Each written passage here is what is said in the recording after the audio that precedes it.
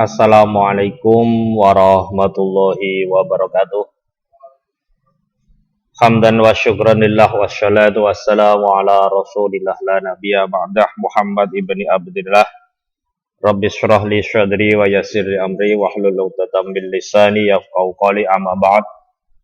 Berjumpa kembali di Selamat Haryanto Channel. Channel pembelajaran pendidikan agama Islam dan budi pekerti.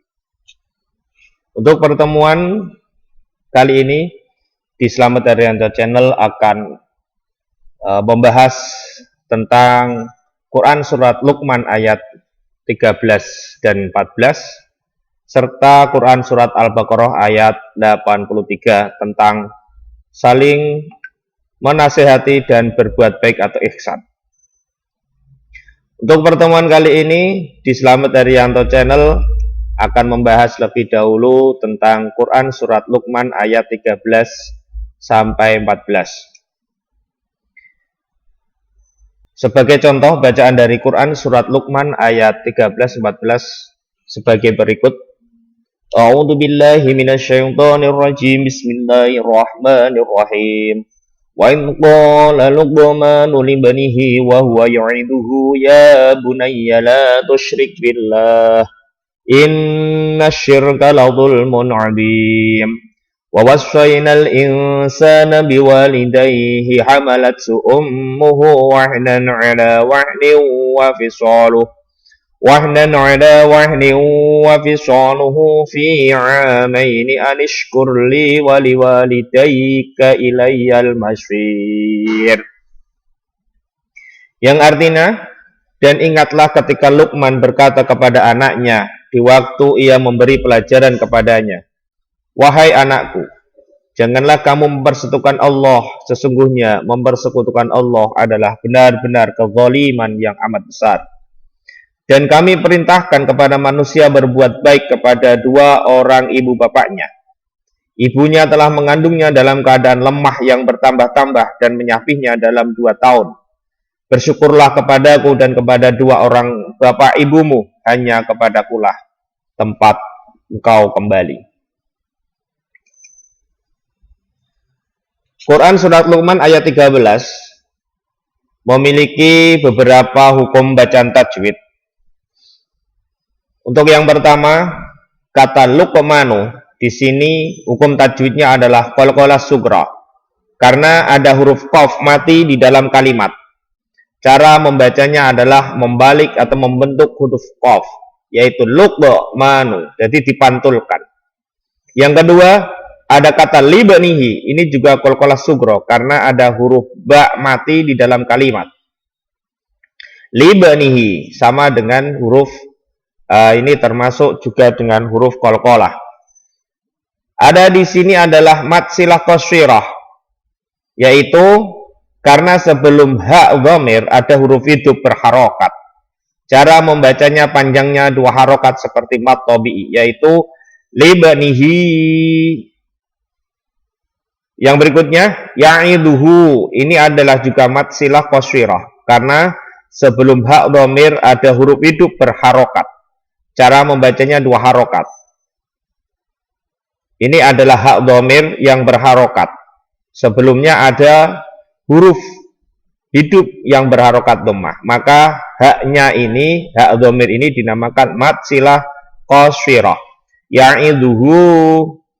Yang berikutnya adalah lam tarkik, karena ada lafadz jalalah atau lafadz Allah yang didahului harokat kasrah. Tarkik di sini artinya adalah tipis. Sebagai contoh, billahi, tidak boleh billahi, maka kalau dibaca tebal bacaannya akan menjadi salah. Karena lam tarkik di sini artinya adalah tipis. Billahi. Yang berikutnya adalah nun bertasjid atau gunnah musyaddadah. Setiap ada nun bertasjid atau mim bertasjid, maka dibaca gunnah musyaddadah. Cara membacanya berdengung yang sangat lama atau sangat berdengung. Contohnya, inna. Berikutnya ada asyamsiyah atau idgham syamsi. karena ada al ta'rif atau bentuknya alif lam atau al bertemu dengan huruf sin. Huruf sin di sini adalah huruf syamsi. Jadi innasyirka, tidak boleh innal sirka. Berikutnya adalah idhar halqi. Idhar halqi karena ada huruf nun yang mati atau tanwin bertemu dengan huruf ain. Di sini ada tanwin. Tanwin itu fathatain, kasrohtain, dan domatain. Cara membacanya adalah jelas. Laudulmun adimun, laudulmun adimun. Ini adalah idhar halqi. Ada lagi mat arid lisukun. Karena ada waqaf yang sebelumnya ada huruf dan mat tabi'i, ada huruf hidup. Cara membacanya boleh panjangnya 4 harokat atau lebih dan juga boleh 2 harokat. Sebagai contoh, laudulmun adim, atau boleh 2 harokat, laudulmun adim. Yang penting tidak dibaca pendek karena ini termasuk mat arid lis sukun. Jadi ketika ada mat tabi'i bertemu dengan huruf hidup yang diwakafkan, itu tidak menjadi, hukumnya tidak menjadi mat tabi'i tapi menjadi mat arid lis sukun. Di dalam Quran surat Luqman ayat 14, di sini juga ada beberapa hukum bacaan tajwid. Yang pertama adalah syaina. Di sini adalah mat layin. Karena ada tanda baca fathah bertemu dengan huruf yang mati. Cara membacanya sekedar lunak dan lemas. Syaina itu mat layin. Ada lagi al-qamariyah karena huruf ada al ta'rif atau alif lam bertemu dengan huruf alif atau bertemu dengan huruf hamyah. Cara membacanya harus terang dan jelas. Al-insana, contohnya seperti itu. Berikutnya adalah ikhfa hakiki. Karena ada huruf atau non mati bertemu dengan huruf sin. Cara membacanya samar-samar atau membentuk huruf sin atau berdengung. Sebagai contoh, al-insana,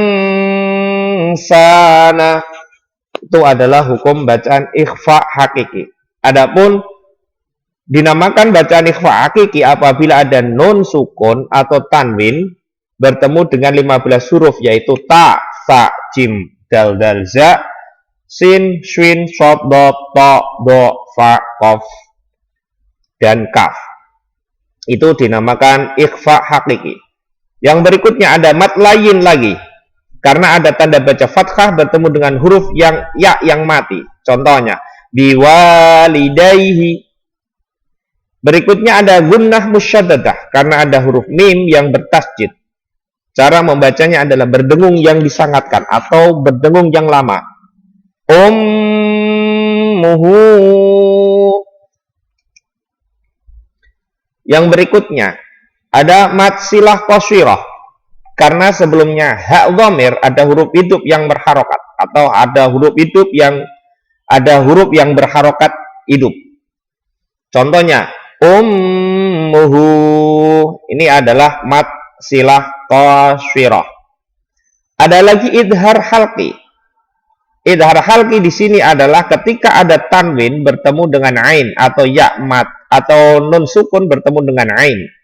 Ain termasuk adalah huruf halak. Maka dinamakan bacaan idhar halqi. Cara membacanya adalah jelas di mulut. Contohnya wahnan ala, tidak boleh berdengung. Sebagai contoh wahnan ala itu salah. Maka dinamakan idhar halqi harus jelas. Berikutnya adalah idgham bi gunnah, yaitu karena ada kasroh tain bertemu dengan huruf wawu. Cara membacanya adalah dimasukkan dengan berdengung. Contoh wahniu. Berikutnya ada mat silah qasirah lagi, yaitu karena sebelum hak dhamir ada huruf hidup yang berharokat. Panjangnya cara bacanya dipanjangkan 2 harokat seperti mat tobi wa fisaluhu. Yang berikutnya ada mat layin. Mat layin adalah karena ada tanda baca fathah bertemu dengan huruf ya mati atau ya sukun. Cara membacanya sekedar lunak dan lemas. Sebagai contoh, amaini. Amaini. Sebagai contoh itu mat lain. Mat lain lagi di sini adalah lidaika. Definisinya sama. Berikutnya adalah al-qamariyah. Al-qamariyah adalah apabila ada al-ta'rif bertemu dengan huruf qamari yang jumlahnya ada 14. Di sini bentuk huruf qamarinya adalah mim. Cara membacanya harus terang dan jelas. Sebagai contoh, al-masyiru. Tidak boleh langsung masuk ke mim. Al-masyiru. Karena ini di akhir surat atau di akhir kalimat, maka ada bacaan mat arid li sukun karena ada waqaf yang sebelumnya ada huruf mat tabi'i. Panjangnya bisa 4 harokat atau lebih, atau juga boleh 2 harokat. Sebagai contoh, al-masyir, atau boleh al-masyir. Seperti itu. Demikian yang dapat saya sampaikan di Slamet Arianto Channel tentang bacaan tajwid Quran surat Luqman ayat 13 sampai dengan 14. Semoga bermanfaat di dunia hatal akhirah, dan semoga bisa menambah wawasan kita tentang hukum tajwid atau tata cara membaca Al-Quran supaya baik dan benar. Billahi taufik wal hidayah, sumari wal inayah. Wassalamualaikum warahmatullahi wabarakatuh.